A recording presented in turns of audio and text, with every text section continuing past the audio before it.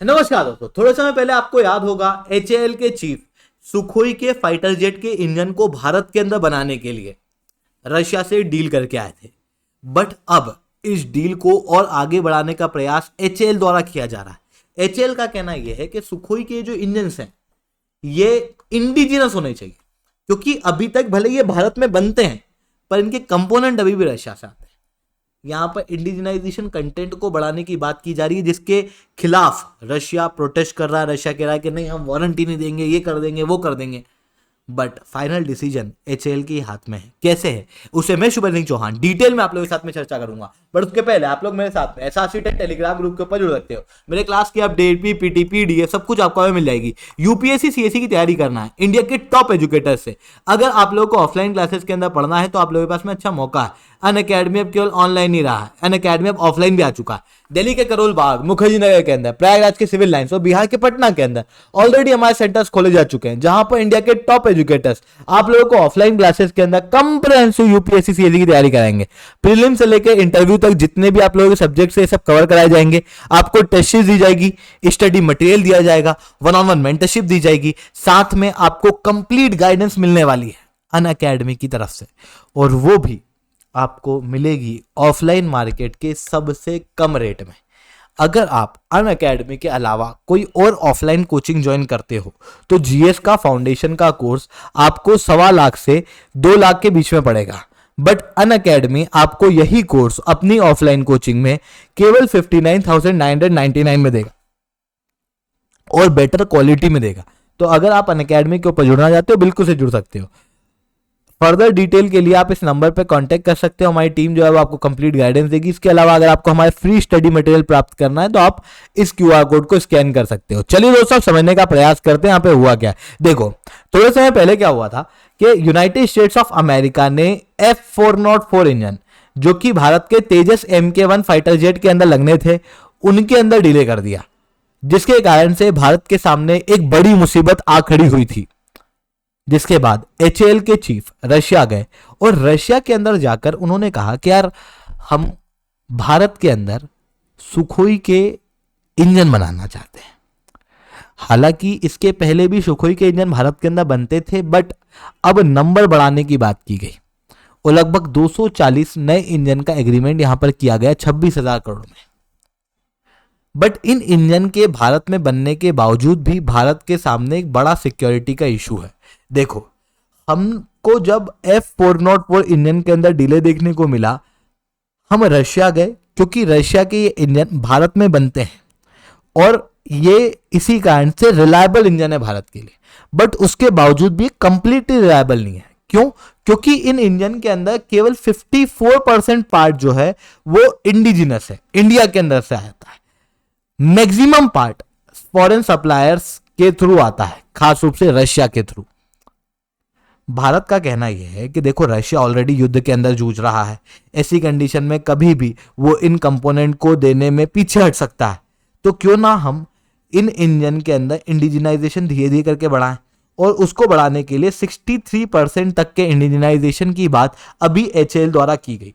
But यहां पर Russia ने विरोध कर दिया। रशिया का कहना यह है कि जब इस इंजन के लिए एग्रीमेंट हुआ था तो उस समय पर टेक्नोलॉजी ट्रांसफर एग्रीमेंट किया गया था इस कंडीशन पे कि एचएएल ये इंजन तो बनाएगा पर इन इंजन के कंपोनेंट को लोकल कंपोनेंट से सब्स्टिट्यूट नहीं करेगा।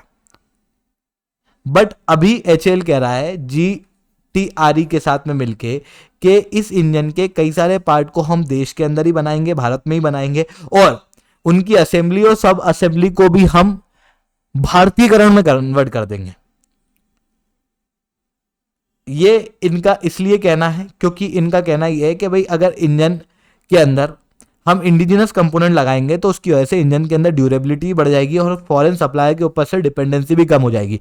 वहीं दूसरी तरफ रशिया का कहना यह कि भाई, हमारा तो सीधा सीधा एग्रीमेंट हुआ था कि आप लोकल कंपोनेंट का प्रयोग नहीं करोगे, कंपोनेंट हमारे ही लोगे। तो अगर आप लोकल कंपोनेंट का प्रयोग करते हो तो इंजन के अंदर जो वारंटी रशिया द्वारा दी जाती है वो वारंटी रशिया नहीं देगा।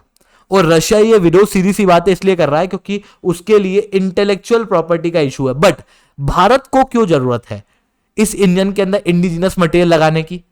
रशिया तो हमारा फ्रेंड ही है, ऑल टाइम फ्रेंड है।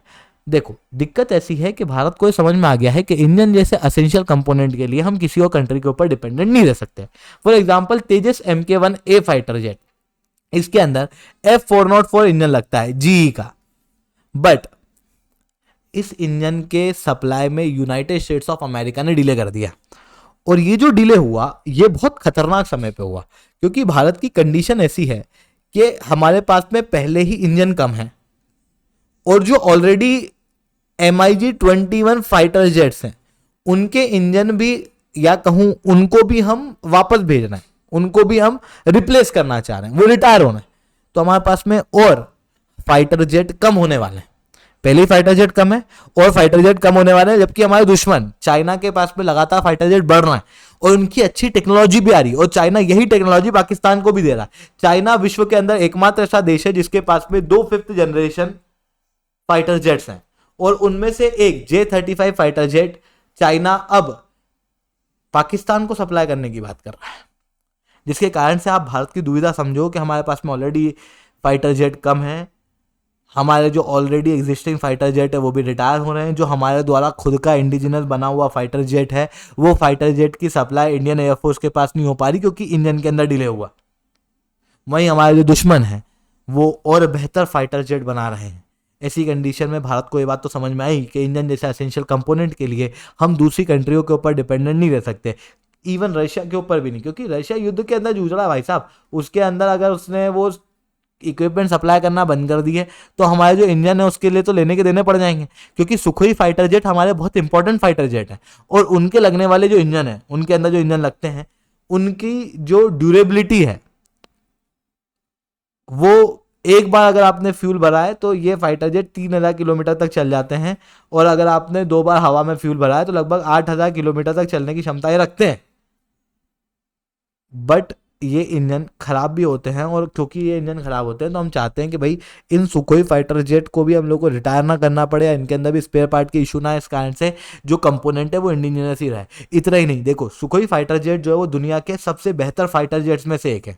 इवन ये जो इंजन जो सुखोई के अंदर लगता है ये चाइना के भी एडवांस फाइटर जेट्स के अंदर यही इंजन लगाया जाता है। अगर ये इंजन भारत के अंदर बनेगा तो इसकी वजह से क्या होगा, एक इंफ्रास्ट्रक्चर क्रिएट होगा, एक इंडस्ट्रियल कैपेसिटी डेवलप होगी जो कि कॉन्फ्लिक्ट के समय पे बहुत बड़ा असेट होती है। तो इन सारी चीज़ों के लिए हम चाहते हैं कि भाई भारत के अंदर ये इंजन बने, बट रशिया की धमकी जो है वो काफ़ी कंसर्निंग है। रशिया का कहना ये है कि भाई हम वारंटी नहीं देंगे, और अगर रशिया इन इंजन की वारंटी नहीं देता तो उसकी वजह से क्या होगा, इंडियन एयरफोर्स की जो ओवरऑल कॉस्ट और कॉम्प्लेक्सिटी इन इंजन को मेंटेन करने की वो बढ़ जाएगी, क्योंकि अभी तक इन इंजन को मेंटेन करने का काम भी रशिया करता था, उसकी वारंटी देने का काम भी रशिया करता था, पर फिर ये काम जो है वो HAL के ऊपर आ जाएगा और HAL पे आएगा मतलब भारत सरकार के ऊपर आ जाएगा। तो ये चीज यहां पर देखने को मिल रही है और ये जो इशू क्रिएट होगा वो भी ऐसे समय पे जब भारत के अंदर ऑलरेडी कई सारे इंजन जो हैं या कहूं कई सारे फाइटर जेट जो हैं वो क्रैश हो रहे हैं। पार्लियामेंट्री पैनल की रिसेंट रिपोर्ट के अंदर पता चला है कि लगातार ये जो नंबर है वैसे तो जिगजैग में है, बट अभी भी ये नंबर हाई है भारत के अंदर फाइटर जेट के क्रैश होने का। तो ऐसी कंडीशन के अंदर देखना ये होगा कि HAL क्या करता है, क्या HAL खुद सारा जिम्मा अपने कंधे पे लेके इस इंजन को इंडिजिनाइज करेगा या फिर हम रशिया से ही कंटिन्यूसली इन इंजन को लेते रहेंगे और भविष्य के अंदर कोई समस्या आएगी तो फिर रशिया को दोष देंगे। देखते हैं क्या होता है। अगर इसके अंदर कोई भी नई अपडेट आती है तो मैं शुभेंद्र सिंह चौहान आप लोगों के लिए वो अपडेट्स लेके आता रहूंगा इसी तरीके की वीडियो के माध्यम से। आप हमारे चैनल को सब्सक्राइब कर सकते हो, वीडियो अच्छी लगी हो तो लाइक करना और बहुत अच्छी लगी हो तो नीचे 7 कमेंट करना। अगर आप लोगों को UPSC CSE की तैयारी करना है, इंडिया के टॉप एजुकेटर से ऑफलाइन क्लास के अंदर पढ़ना है तो आप लोगों के पास में अच्छा मौका है। अनअकैडमी अब केवल ऑनलाइन ही रहा है, अनअकैडमी अब ऑफलाइन भी आ चुका है, हमारे सेंटर्स ऑलरेडी खोले जा चुके हैं। आपको ऑफलाइन मार्केट के सबसे कम रेट के अंदर हम लोगों के द्वारा सब्सक्रिप्शन दिया जाएगा। ठीक है दोस्तों, आज के इतना ही। That's all from my side.